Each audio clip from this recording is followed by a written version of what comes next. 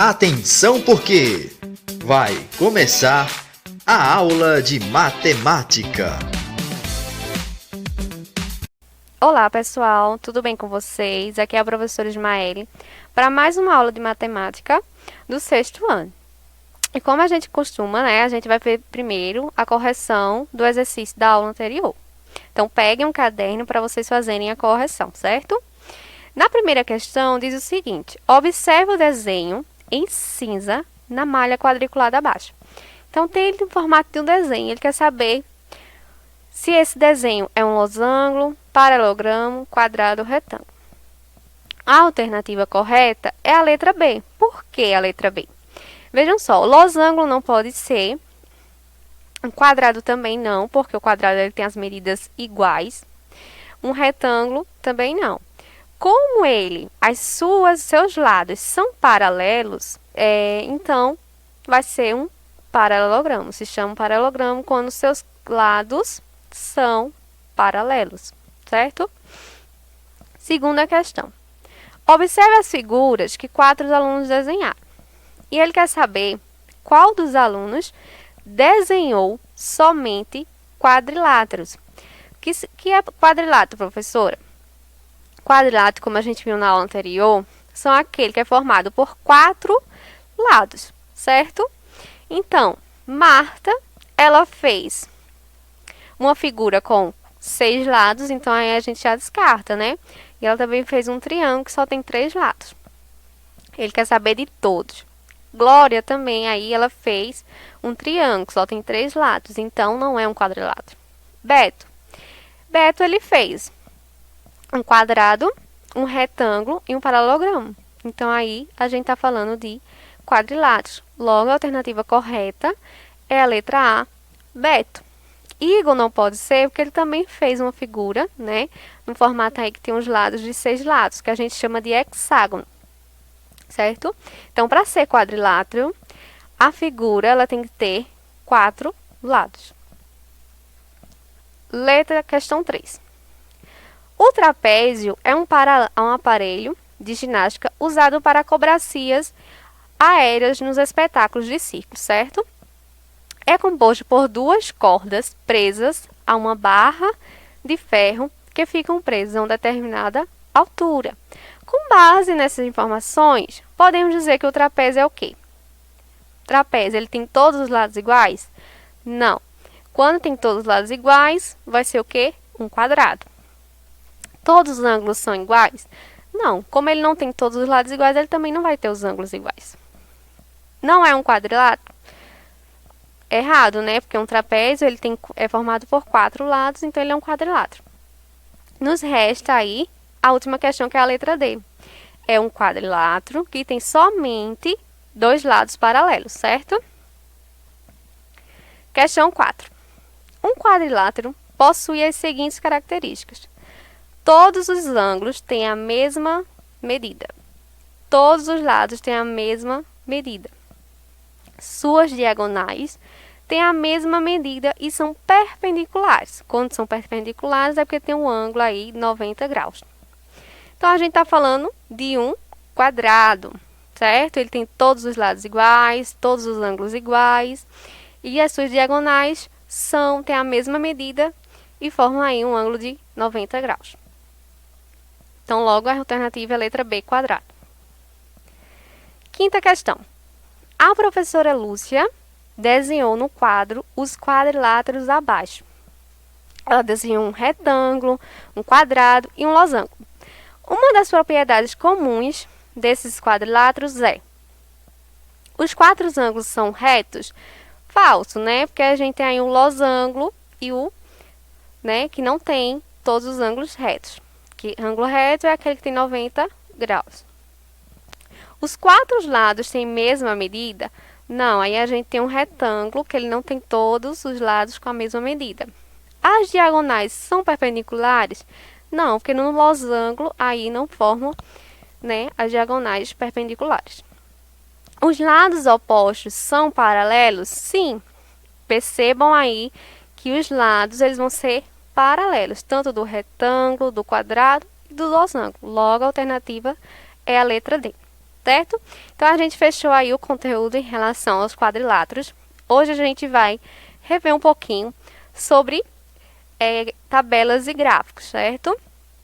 Então, aí a gente vai ver em estatística e probabilidade a leitura e a interpretação de tabelas e gráficos. A gente vai rever, né, um assunto que a gente já estudou um pouquinho sobre isso e a gente vai dar continuidade, certo? O conteúdo que a gente vai ver é justamente a interpretação das informações apresentadas em tabelas de dupla entrada e gráficos de coluna, a resolução de problemas com as informações apresentadas nas tabelas e nos gráficos de coluna. Então, vamos lá rever aí, né, como seria a leitura e a interpretação de tabelas e gráficos. A gente tem aí um gráfico, certo? Que ele dá um gráfico, não, aliás, uma tabela, que diz o seguinte: o Brasil e o índice de desenvolvimento humano em outros países. Então, ele analisa os países e o índice de desenvolvimento desses países, certo? Os dados coletados em uma pesquisa podem ser organizados em diferentes tipos de tabela. A gente pode ver uma variedade de tabelas para a gente demonstrar aí os valores. Como é que a gente analisa essa tabela? Vamos verificar? Vejam só. A gente primeiro olha o título, que é a parte principal da informação da tabela, que aí a gente tem como título o Brasil e o Índice de Desenvolvimento Humano em outros países. Ok? Depois a gente vê as categorias, que fazem parte dos níveis de classificação da tabela, que no caso ele diz que é muito alto, alto, médio e baixo. E ele coloca em cores para identificar cada tipo aí do grupo de desenvolvimento. Depois as variáveis, que é o que a gente vai estudar, né? Que é as expectativas de vida, a média de ano, o PIB, que é o Produto Interno Bruto, né? Per capita, a taxa de fertilidade. Depois disso, a gente também tem que ver a fonte, né? Dessa tabela, de onde é que sai, né? Se a informação é correta. Então, aí a fonte, ela indica todo onde os dados foram obtidos. Se ali é seguro essas informações ou não. Ok? Então, vamos lá praticar, né, a análise dessas tabelas. E aí, a gente tem uma atividade que diz o seguinte: a tabela abaixo indica a quantidade de doces que foi comprada para a festa de aniversário de Joana e a quantidade de doce que sobrou no final da festa. Então, aí a gente tem os tipos de doce, né? As caixas compradas, os doces de cada em cada caixa, os doces que sobraram. Aí ele pergunta o seguinte: quais são as variáveis apresentadas na tabela? A gente está investigando o que aí nessas tabelas? Qual seria um título para essa tabela? Então, pense aí um pouquinho para a gente responder, tá? O que é que vocês diriam aí que seriam as variáveis? O beijinho, o brigadeiro, ou a caixa comprada, o doce em cada caixa. E como seria esse título? Ela está trabalhando com o quê? Então, vamos verificar? Então, a resposta é a seguinte: quais são as variáveis apresentadas na tabela? Então, a gente tem as variáveis que são os doces, os tipos de doces. Que aí a gente tem o beijinho e o brigadeiro. Um título, a gente poderia colocar tabela de doces da Joana, mas poderia ser outro título também, né? Que especificasse que seria os doces que a Joana faz, certo? Outra tabela, outra questão. Observe a tabela dupla entrada e responda. Então, primeiramente, a gente observa o título, é a estatura média em alguns países. Aí, a gente tem a estatura do homem e da mulher em centímetros, certo? E os países, que é Brasil, Dinamarca, Holândia e Letônia. Aí, ele quer saber qual informação é apresentada nessa tabela. Essa tabela, ela se refere a quê? Entre esses países, qual tem a maior média de estatura para os homens? Observem bem a tabela. O que é que vocês poderiam responder? Vamos verificar? A informação apresentada é justamente o título, certo? Sempre observem um título, que o título informa o que é que o gráfico ou a tabela está dizendo. Que aí, no caso, é a estatura média de homens e mulheres em alguns países, ok? Letra B. Qual é que tem maior média de estatura para os homens? Nesse caso aí, é a Holanda, que tem 182,5 centímetros. E se perguntasse a menor estatura das mulheres em qual país? For a menor estatura. Aí a gente vai lá na coluna das mulheres, certo? E vê a altura. Aí a gente vê que a menor é no Brasil, que é 160 centímetros, 9 centímetros, certo? Que aí, no Brasil, aí se ele perguntasse qual é a estatura do homem na Dinamarca? Aí você vai lá em estatura, na coluna de estatura de homens, observa o país, Dinamarca, e vê a altura. Que a altura, no caso, 181,4 centímetros. Ok? Então, todas as informações vão estar contidas na tabela. Só é observar e analisar. Próxima questão. Ana, Bento e Lucas participam de um concurso que consta de 20 perguntas, certo? Veja o resultado na tabela. Então, eles fizeram um concurso. E aí, tá os números de resposta que eles acertaram, né? O número de respostas erradas e o número de respostas que eles deixaram em branco. Escrevendo os nomes dos três em ordem decrescente, ou seja, é aquele que classificou em terceiro, depois em segundo, em primeiro lugar. De classificação no concurso, encontramos, como é que a gente pode verificar? Encontramos o quê? Que Ana ficou em último lugar, certo? Em ordem decrescente, a gente coloca Ana em primeiro, porque a gente está fazendo do menor para o maior, do último para o primeiro lugar, certo? Porque a gente vai analisar as respostas erradas.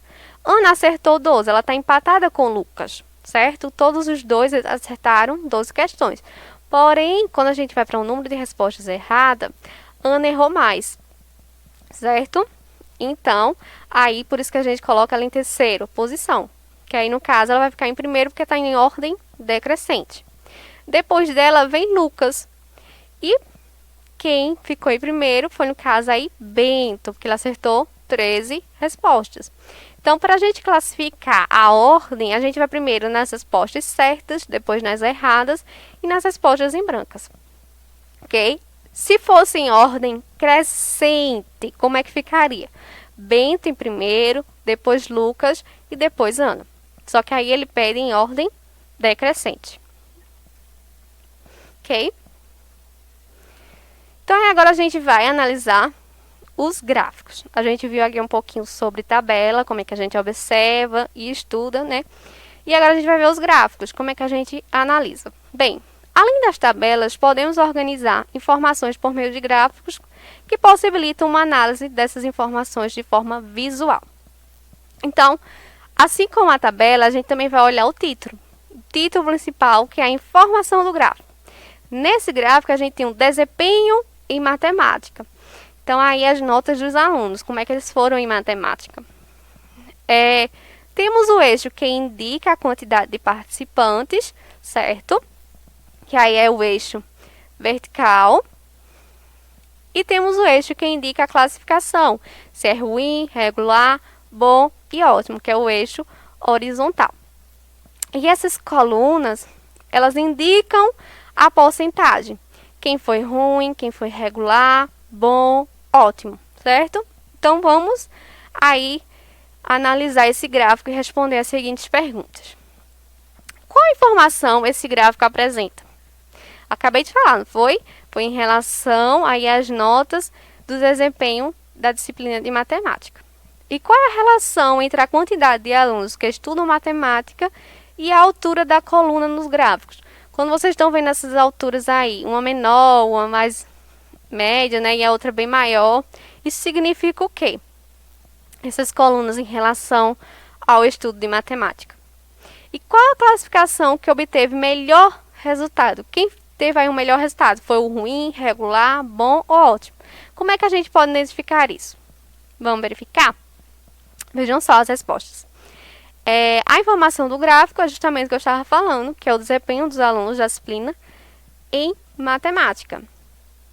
A relação aí da quantidade de alunos que estudam matemática e a altura da coluna do gráfico, né? A gente vai relacionar com o quê? A altura de cada coluna, ela varia de acordo com a quantidade de respostas dos alunos que estudam matemática. Quanto mais respostas para a classificação, maior a altura da coluna, ok? E como é que a gente observa quem é o melhor resultado? Quem teve a maior coluna, né? No caso aí o de 35%, que foi aí o do bom. Então, no desempenho em matemática, a maioria teve um resultado bom. E a minoria, no caso, teve um resultado ruim, que foi de 15%. Quando a gente fala em porcentagem, é sempre 100%. Se eu somar 15 com 25%, 35% e 25%, vai dar 100% do resultado, da quantidade que eu obtenho aí dos dados desse gráfico.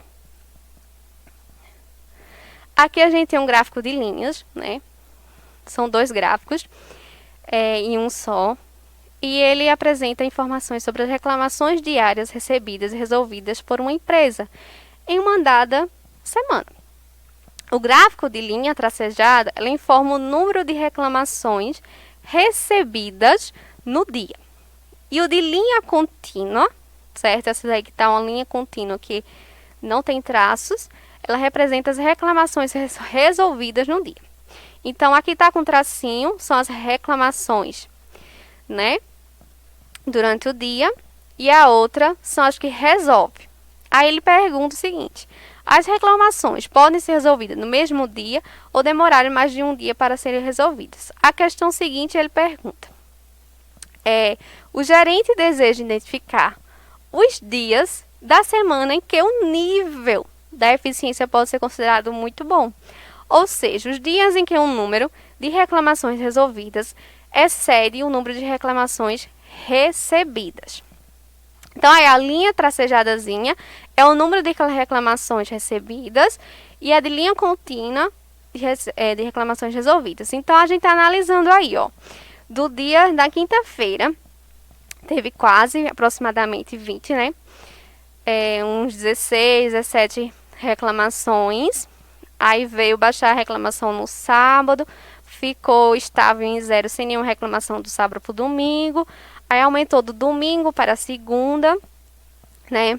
Depois da segunda para terça, aumentou um pouquinho e depois diminuiu. Aí a gente vai vendo das reclamações resolvidas, que é justamente o que ele quer saber. Quando é que ele passa essas reclamações recebidas. Do dia, na quinta-feira, tá abaixo, né? Resolveu poucas, daí diminuiu quase para 10, zerou no sábado até no domingo, aí aumentou um pouquinho na segunda e aumentou bem muito na terça, passou, né? Resolveu as questões, então veja que ele passou a linha contínua na terça-feira. Então a resposta aí é a terça-feira. Ok? Então a gente analisa assim, os tracinhos de acordo com o caimento dele, quando ele está subindo ou está descendo, de acordo com o que está se pedindo nesse gráfico, certo? Terceira questão. Para conseguir chegar a um número recorde de produções de ovos de Páscoa, as empresas brasileiras começam mais e planejar para esse período comum do ano de ovos, certo? De Páscoa, produzidas no Brasil no período de 2005 a 2009. Então, de acordo com o gráfico, o biênio que apresentou maior produção acumulada foi. Então, em 2005 a gente tem 9 milhões, 2006 já passa para 94 milhões, 2007 99 milhões, 107 milhões em 2008 e depois ele vai para 113 milhões em 2009, que aí bate o recorde, né, de produção. Então, respondendo essa pergunta, qual foi a resposta? Foi no período entre 2008 e 2009, né, que ele passou aí de 100 milhões, certo? O acúmulo aí em relação de produções de ovos de Páscoa. Então, é só observar o gráfico e analisar e responder, certo? O que é que está se pedindo em relação à questão. Então, é isso, pessoal. Espero que tenham gostado da aula e até a próxima aula.